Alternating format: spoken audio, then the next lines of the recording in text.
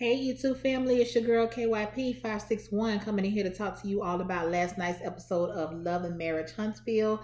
The title of this show is Martelling It Like It Is.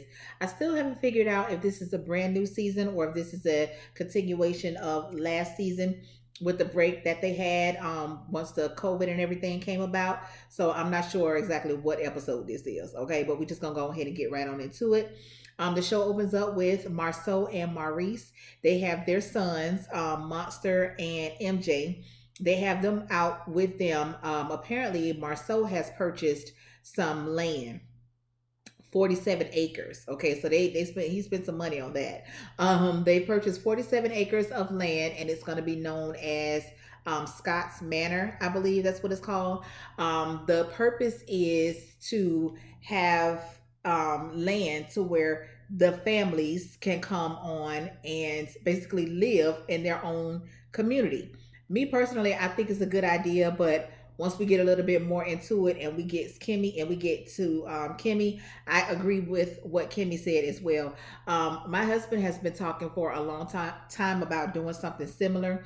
His family has some land in Alabama, and he had been talking about going in with some of the other family members to clean it out and build homes basically, so their family members will always have some place to go. I don't think that, well, I know for a fact that we wouldn't necessarily live there, but we would, if it ever came to fruition, we would probably get a house built on that land just for us to have somewhere to go. You know what I'm saying? So I actually think that that's a good idea. They basically talked about the importance of having a family legacy, because they talked about like Ford and Walmart and just different companies, billion-dollar companies that were started with one generation and have been passed down, passed down. Those children, those grandchildren, the great grandchildren, none of those children ever have to work a day in their life if they don't choose to, because of the legacy that their great grandfathers and grandmothers have put into play for them. Us as black people, we need to get on board and do the same thing. We get a little piece of money, and the first thing that we do is go out and buy a dumbass car. You know what I'm saying? Not to say that we haven't done it, because we have, and we probably still will in the future. But I'm just saying we need to be more, just be on another level when it comes to creating a legacy for your family, so that those that come far behind us, they don't have to know about a struggle and starting out in the negative. Not even starting out with nothing. You starting out in the negative. You know what I'm saying? So I thought that was a good lesson for those boys or whatever. We see Mel. She is out looking for her own home because old bitch ass Martell say that he ain't leaving the house. That is a bitch ass nigga. I swear. Listen. Ooh, child, I be doing okay, right? I be doing a good job. But then it's like when he come around with his fuckery, I be like, oh my God, you is so bitch made, so it's just not even funny. So anyway, she's looking for a house. The house that she is walking up to, it's a really nice home from the outside. It was beautiful. I wasn't really paying attention when Destiny, who we find out is also a realtor. At first I was like, girl, you just all over the place. But then again, we just got finished talking about, generational wealth and residual income and that sort of thing. So shit, if you gonna get the license or whatever, then I ain't got nothing to say about it. So Mel loved the home. Okay, and they said that they were gonna go ahead and put the contract in or what have you. Okay, so she did. Mel and Destiny, of course, they did get into a conversation about what's been going on between her and Martell. And when Mel told Destiny what Martell said about trying to, get full custody of the kids or whatever, Destiny was like, I'm really disappointed in him and how he's going about this whole thing. And she did tell Mel what he said about as far as her cheating and all this stuff. And Mel was like, listen, I haven't been with Martell since April. Now I don't know what month they was in when it came to like the filming, but she was like, he shouldn't be concerned about who I'm with or who I'm talking to at this time, because me and that nigga ain't together. And Martell, you just got all the nerve in the world to be sitting up in here talking about what Mel is doing, because I thought I told your ass last week, I don't give a fuck what Mel is doing. Mel dirt ain't out there in the street like yours is. Bitch, the buzz ain't around Mel. The buzz is around your ass. And there's nowhere in the hell, if you thought that Mel had cheated on you you years and years ago, it's nowhere in hell that you'd have been taking the ridicule that you have been taking, knowing that Mel has actually done the same thing to you, because you don't give two fucks about nobody but yourself. So if you had that tea on her then, especially when you went down there to that radio station, that lady blasted your ass down to the radio, okay, down to the radio station. And bitch, you trying to tell me that you had tea on Mel and you ain't put her dirt out there then? Bitch, please. Miss me with that shit, okay? So, anyway, let me see. Then we go over here to Letitia and Kimmy. Tisha, let me tell you something. You about to get on my nerves all over again. I said that I was giving everybody a clean slate, but I knew that you was going to be the first one to get back on my bad side. So you come back over here to Tisha house. I meant to Kimmy house. And you talking to her about the Scots Manor or whatever. And and Kimmy was like, bitch, I don't want to move on no damn. I like where I'm at, okay? I like not having to look at y'all asses all the time. That's basically what she said. And I can see that as well. You know what I'm saying? I understand the purpose of the Scots Manor. I think that's what it's called. I understand the purpose of it, and I'm all here for it. But I also understand that Kimmy, she don't want y'all all up in her guy. Ain't even know y'all. It's you, Tisha. Okay? She don't want you. Because, okay, you keep saying that, I want me and Kimmy to be sisters and this and that. Girl, y'all is two whole grown-ass women. Kimmy got her grown-ass son that she got, her situation going on with him, and she's still working. She got a husband. She got her own little side shit going on. Ain't nobody got no time to be interlocking hands and skipping down the goddamn sidewalk with your ass. Oh, we're sisters. Fuck that. Y'all are sisters, okay? So she ain't got to be your goddamn next door neighbor for y'all two to be sisters. Now stop that shit, okay? Stop acting like an old needy ass woman, girl. You're getting on my nerves. So then you go back into this shit with, I just need to know that you're going to be 10 toes down with Tisha and this and that. Listen, that woman ain't got to uphold you in no bullshit. That don't mean that she don't have your back, okay? And I think you have a problem. You don't understand that. She's telling you, I always have your back. I don't ever want you to think that I don't have your back. But at the same time, I'm not going to be sitting up in here co-signing on your fuck shit just because I got your back. No, I could still have your back, but still tell you, bitch, you was wrong. And you don't want nobody to tell you that you're wrong. And that's just some fuck shit. That's just some old little girl ass shit. And you need to get the fuck over that, because you're pissing me off again already. Okay? So anyway, let me see. Mel, we go back over here to Mel. Now she is packing up her things and she is transitioning. She's moving from the marital home or whatever. And her mom stopped by. She was talking to her mom, and she was telling her mom, just some of the things that her and Martell have been going through recently, since they have decided to go ahead and get a divorce. And she said that on Mother's Day, he cooked her breakfast and all this good stuff, and they took the kids to the beach and they had a good time. And he chose that day to tell her that that girl was pregnant. Now, was this another pregnancy, or is this the most recent pregnancy? I don't know. I was confused on that, but I was like, okay, if you don't feel like you need to break something down to somebody, why the fuck would you do that on a Mother's Day? Tell me that another bitch is finna be the mother of my husband's child. Bitch, you should have... I'd have drowned that nigga, okay? Anyway, Martell is over here at his office, and he is meeting with a broker. So apparently, he is... he's working on some business deal where he's supposed to be the face of some type of development, okay? And it's a X $1 million investment deal or whatever.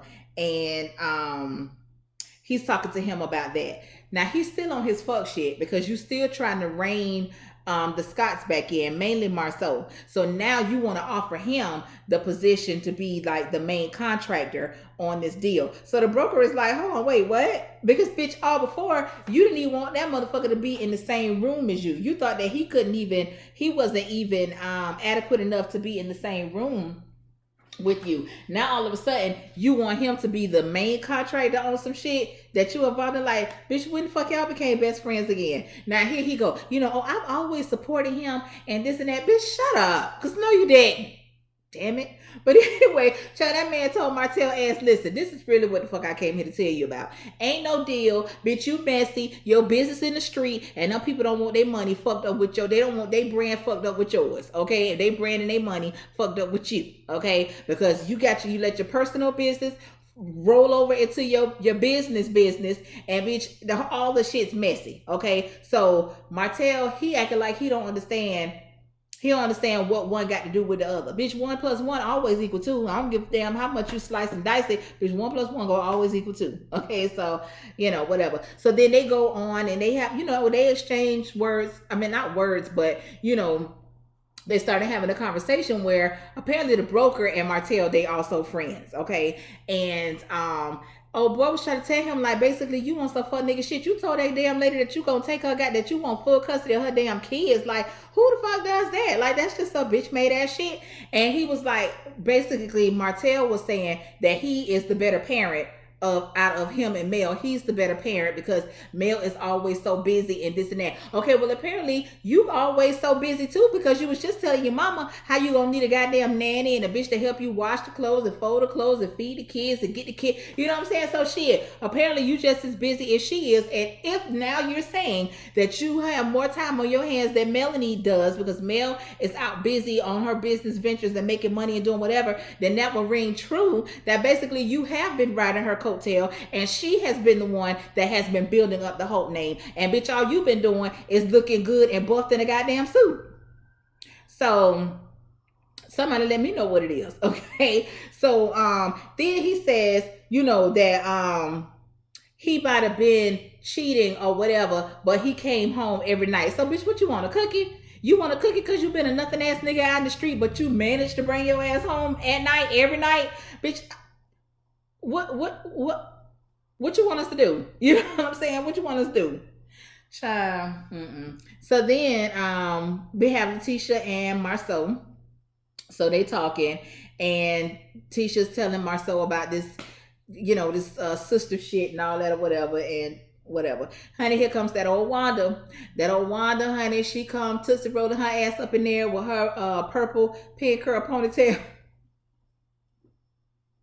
Bitch, Wanda says she got a man, okay, while she still got a husband, okay, but they've been separated for 5 years now. So she got her a new man, although she's still wearing her ring. But you over here trying to tell somebody what they should and shouldn't be doing as the head of the household, and don't do this to my daughter, and Martell should have been doing this, and it's his fault, and this and that. And I was like, girl, you is all over the place. Shut up, okay? And Marceau was like, girl, like, you is messy. And she was like, no, I'm not messy, I'm nosy. Bitch, it really ain't too much of a difference. Being nosy is just wanting to know the information, but you want to know the information and you want to talk about it and spread it. Okay, bitch, that's where you roll over into messy. Okay, so that was that. Then we go back over here to Maurice and Kimmy. They are opening up a office space for Maurice to practice law. And he did say that Kimmy's son is going to have an office there for what, I don't know. And Monster, I guess, as he gets older, if he wants to come into the family business, which I'm sure that Maurice is going to persuade him to do so, he'll eventually have him an office space in there as well. Maurice tries to open up dialogue with Kimmy about Scott's Manor, and Kimmy is having none of it. Okay, Kimmy was like, bitch, I ain't pussyfoot around with you at all. I flat out told you that I don't want no parts of that. Okay, like, you can, do what you want. I'm not telling you not to help your brother or whatever the case may be, but I'm just telling you, bitch, I'm not moving on no damn Scott's Manor. Okay, I'm not doing it. That's that. They get into a conversation about Kimmy's son, because apparently, so Kimmy's son has graduated, and apparently he has a job that he hates, okay? But Kimmy is trying to tell him that while he knows what he wants to do, in the meantime, he still needs to work, because she is trying to show him work ethic. Because she was like, we've met so many people that don't have work ethic, and bitch, that ain't gonna be my son. But Maurice is trying to tell her that he's surrounded by people that can help him. He could get like an intern level type of position to where he can learn what it is that he wants to do so that he can get that experience. Kimmy ain't having none of that shit, and Kimmy shut that shit down like, okay, you done said what you had to say, and I said what I said, and bitch, that's it. Okay, this nigga gonna work, and that's that. Okay, so now we got Mel and the kids. So Mel has moved into her new home, and apparently they are splitting their time with the kids. It's supposed to be 2 weeks at Mel's, 2 weeks at Martell's or whatever. And all of a sudden Martell just pops his ass up. Bitch, what do you want? Like, what do you want? So then he goes on to talk about, well, wherever my kids at, you know, he feels like he's entitled to be wherever his kids at. Bitch, you got life all the way fucked up. These kids ain't down to a schoolmate's house or down to a long lost cousin's house. Bitch, they with their mama. What the fuck do you want? Okay. So then he gets there. His sole purpose was to just pop up and just basically fuck with Mel. That's what his sole purpose was. My bad, y'all. That was his sole purpose. Because if you supposedly come in here to check on the kids, what the fuck you done sit the kids in the damn house for? And then you try to throw Mel under the bus, talking about, yeah, y'all going in the house because your mama getting ready to start yelling. Bitch, I wouldn't be getting ready to start cussing your motherfucking ass out if you wasn't here. So once again, what do you want? Besides coming over here to fuck with me, you bitch ass nigga. Like, what do you want?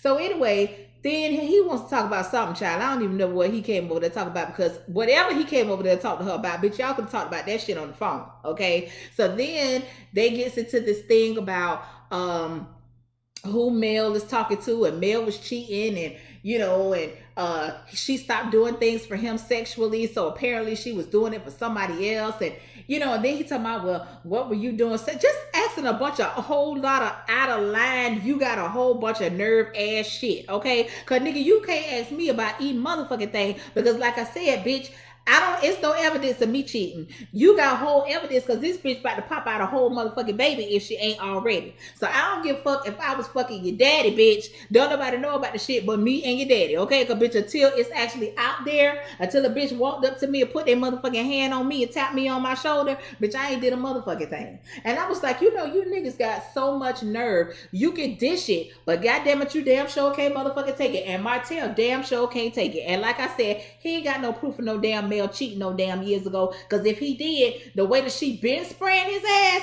and the type of narcissist, egotistical, conceited ass motherfucker that he is, he'd have been put that shit out there. So I don't want to hear nothing about that. I got the text message. Well, bitch, if you got the text message, just put them out there, because bitch, I'm sick of you. Put them out there. Okay, put them out there. At this point, it don't even matter at this point. You know, and then you keep saying, I was provoked to cheat. No, bitch, if you felt like you weren't getting satisfaction at home from your wife, and you done told her what your issues were, and you still see that she's not trying to work on it, or just flat out saying, fuck you, I ain't doing it, then at that point, you do have the option to leave. Why the fuck do you feel like now you got to go get you another bitch that's going to fulfill your needs? Okay, that's fine. But bitch, go be with the bitch that's fulfilling your needs. Don't keep coming back to me because I make you look good as a brand, as for the cameras, for the magazines, for the, you know what I'm saying? Don't do that. Don't do that. If you're not being satisfied by me, and you found somebody that can satisfy you and that does satisfy you, then that's what the fuck you need to be. Fuck you keep coming back here fucking with me for.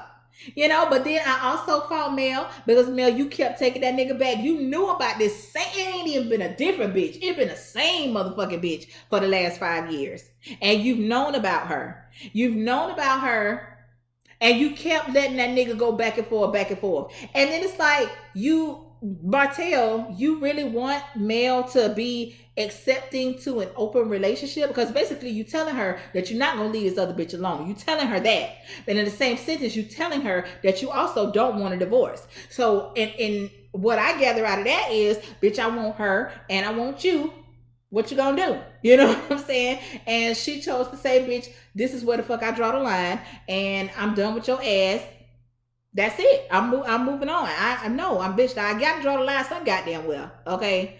So then, you know, she was like, I'm not finna sit out here and continue to film with this motherfucker. He just out here flat out telling fucking lies, flat out telling lies, trying to slander me, trying to slander my brand. I'm not finna do it. So now you got the producers and shit coming out. They're trying to tell Mel to go in the house and trying to tell Martell, come over here and let me talk to you and all this shit. Martell, you need to stay the fuck away from that lady house. Stay the fuck away from that lady house. When them goddamn kids is over there to that lady house, let them kids be over there with their damn mama. Because I'm pretty sure she don't pop her ass up over there when they be over there with you, because she don't want to see your motherfucking ass. Okay, so leave that damn woman alone before she has to get a restraining order on your ass, because you giving me stalker tease. You giving me stalker tease, and your excuse is my children, my children. If you think I'm not gonna be with my children at this and that, and the other, oh nah, bitch, we ain't even finna play that. We ain't even finna play them games. You giving me stalker tease. Now my grandma always told me you better watch out for them niggas with them little bitty eyes. She always told me niggas that got little bitty eyes and they pushed close together like that, them niggas is trouble. My grandma told me she told me that shit for years. Okay, and now looking at your ass, Martell,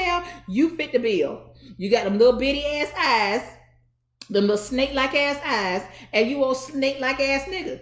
You know, but yeah, man, you gonna end up having to get a restraining order on him, because that nigga gonna be a stalker. He's gonna be a stalker and be trying to use the excuse of my kids, my kids, my kids. Oh, you can't have no man around my kids, and I'm coming over here, my kids, and my kid. Bitch, you want to think about your kids and you being separated from your kids and your wife, and you'd have been out here in a full-fledged goddamn relationship with this damn woman for 5 damn years. So miss me with that my kid shit. Child, that's all I got, child. Fuck Martell, okay? Fuck that nigga. That's all I got. Okay, so until next time, y'all, peace out. Oh, like, comment, and subscribe, child. And thank y'all for checking in with me. Peace out and enjoy your Super Bowl. All right, peace out.